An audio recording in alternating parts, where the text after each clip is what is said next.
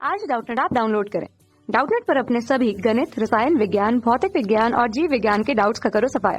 बस प्रश्न की फोटो खींचो, एक ही प्रश्न को क्रॉप करो और तुरंत वीडियो सोल्यूशन पाओ। अभी डाउनलोड करें। क्या हुआ है कि एक समान विद्युत क्षेत्र में स्थित किसी विद्युत द्विध्रुव पर लगने वाले बल और बल आघूर्ण के लिए हमें व्यंजक स्थापित करना है। साथ ही हमें प्रत्येक स्थिति के लिए बल आघूर्ण के मान को भी यहाँ पर ज्ञात करना है। तो देखिए, इसके लिए हम क्या करते हैं, पहले एक समान विद्युत क्षेत्र हमने बना दिया जिसकी दिशा कहाँ है, जिसकी दिशा दाहिने ओर है, यह हमने मान लिया है। वहाँ पर हमने एक वैद्युत द्विध्रुव की कल्पना करी है। वैद्युत द्विध्रुव जो एक समान विद्युतीय क्षेत्र से थीटा कोण पर वहाँ पर रखा हुआ है। तो देखिए, उसके एक छोर और दूसरे छोर पर उपस्थित आवेश क्या होते हैं, समान परंतु विजातीय आवेश होते हैं। तो हमने क्या किया, यहाँ पर पहले एक स्थान पर धन क्यू आवेश को वहाँ पर माना है एक छोर पर, और दूसरे छोर पर ऋण क्यू आवेश को माना हुआ है। और उनके बीच की दूरी को किससे व्यक्त किया है, उनके बीच की दूरी को 2L से हमने व्यक्त किया हुआ है वहाँ पर। ठीक है, तो ये हमें बता रहा है वैद्युत द्विध्रुव के लिए उसकी लंबाई को। ठीक है, तो ये तो हुआ हमारे लिए वैद्युत द्विध्रुव और उसकी लंबाई और उसकी स्थिति विद्युतीय क्षेत्र के अंतर्गत। देखिए, वैद्युतीय द्विध्रुव जो हमारे पास यहाँ पर मौजूद है उस पर लगने वाले बलों को हम देखते हैं।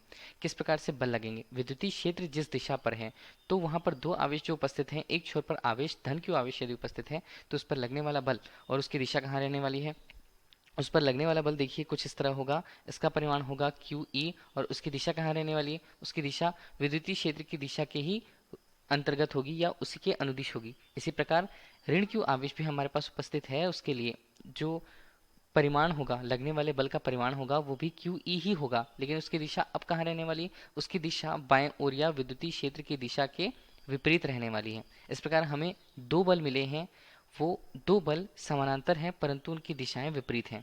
इस प्रकार दोनों की क्रिया रेखाएं कोई एक बिंदु होंगी और एक बिंदु के परितः वो क्या करेंगे, उस वैद्युतीय द्विध्रुव को घुमाने की कोशिश करेंगे। और दो बराबर एवं विपरीत दिशाओं में लगने वाले बल के कारण यहाँ पर क्या उत्पन्न होता है, यहाँ पर उत्पन्न होता है बल युग्म। और इस बल युग्म का हम यदि प्रभाव देखें तो परिमाण के रूप में इसका मान कितना होता है, बल युग्म का मान आघूर्ण के रूप में प्रस्तुत होता है।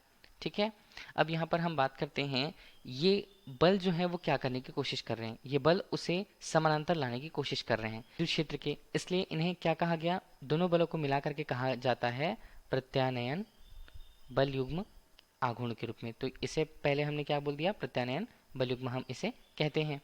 इस प्रकार बल के परिमाण हमें कितने मिले, एफ के रूप में बल का परिमाण हमारे पास है वो है क्यू ई के रूप में। ठीक है, और इसकी दिशा विद्युतीय क्षेत्र की दिशा पर ही निर्भर करती है। जहाँ विद्युतीय क्षेत्र की दिशा होगी वहां पर उनके आवेश के अनुसार उनकी दिशाएं वहां पर होंगी। तो ये बल के परिमाण को बता रहा है। अब यहाँ पर प्रत्यानयन बल युग्म है, तो प्रत्यानयन बल युग्म के लिए उसके आघूर्ण को क्या बोलते हैं, प्रत्यानयन बल आघूर्ण। जैसे किससे प्रस्तुत किया जाता है, जैसे हम टाउ से प्रस्तुत करते हैं। उसका परिमाण क्या होगा, इसका परिमाण होगा कोई एक बल, तो एक हमने बल ले लिया।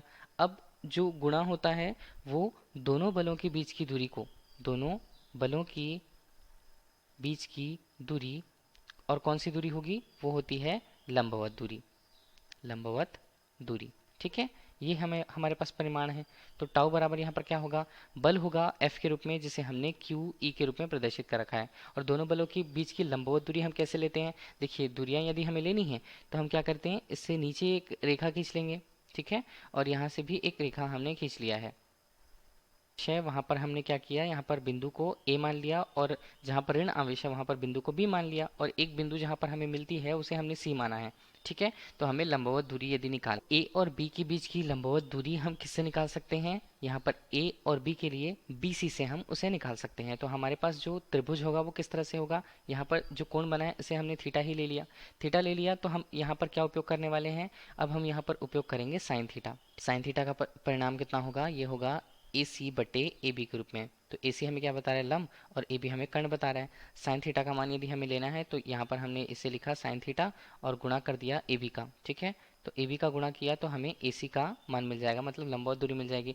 तो लंबवत दूरी ए बी का मान कितना, इसका मान है 2L, और यहाँ पर बनता है साइन थीटा के रूप में। तो ए सी का मान हमें मिल गया, और यही ए सी का मान कहाँ पर उपयोग होने वाला है, दोनों बलों के बीच की लंबवत दूरी के रूप में। तो इसे ए सी हमने ले लिया, तो टाउ का परिमाण या प्रत्यानयन बल आघूर्ण का परिमाण हमें कितना मिलता है, क्यू ई, और यहाँ पर आता है 2L साइन थीटा के रूप में।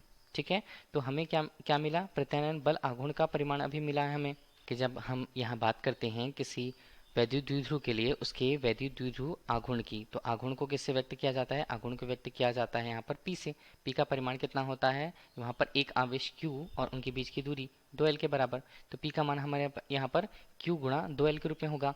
तो हमारे पास प्रत्यानयन बल आघूर्ण का मान कैसे निकलेगा? टाउ बराबर इसका मान निकलेगा हमारे पास Q और गुणा 2L को हम एक साथ लिखते हैं तो वो होगा P और यहाँ पर होगा E और ये बनता है साइन थीटा के रूप। अब हमें प्रत्यानयन बल आघूर्ण का मान या उस वैद्युत द्विध्रुव पर एक समान विद्युतीय क्षेत्र में रखने पर उस पर उत्पन्न हुए बल आघूर्ण का परिमाण हमें मिल गया है। अब देखिए विभिन्न स्थितियां हमें बोली गई हैं कि प्रत्येक स्थिति के लिए बल आघूर्ण के मान को हमें ज्ञात करना है।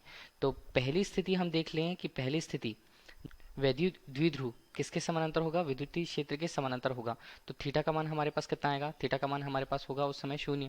तो उस समय 0 होगा तो टाउ या बल युग्म आघूर्ण का परिमाण हमें देखना है तो वो होगा PE। यहाँ पर साइन कितना होता है? 0। तो साइन 0 का मान कितना हमारे पास? 0 होगा तो टाउ का मान हमारे पास 0 होता है। तो ये स्थिति जो हमारे पास है वो क्या है? वो बता रहा है कि जो हमारे पास द्विध्रुव है वो विद्युतीय क्षेत्र के क्या है? समानांतर है। ठीक है, समानांतर। अब हम देखते हैं दूसरी स्थिति। दूसरी स्थिति जब जो वैद्युत द्विध्रुव आघूर्ण है विद्युतीय क्षेत्र के लंबवत हो, मतलब थीटा का मान यहाँ पर कितना होगा? 90 होगा। तो टाउ का मान हमारे पास कितना आने वाला है? टाउ का मान होगा हमारे पास PE। यहाँ पर साइन कितना होगा? 90। साइन 90 होगा तो टाउ का मान हमारे पास कितना? PE मिलता है। और ये जो मान है बल युग्म आघूर्ण का मान, ये कितना मिलता है? ये हमारे पास इस स्थिति पर होता है अधिकतम और वो न्यूनतम था। तो यहाँ पर E के क्या है?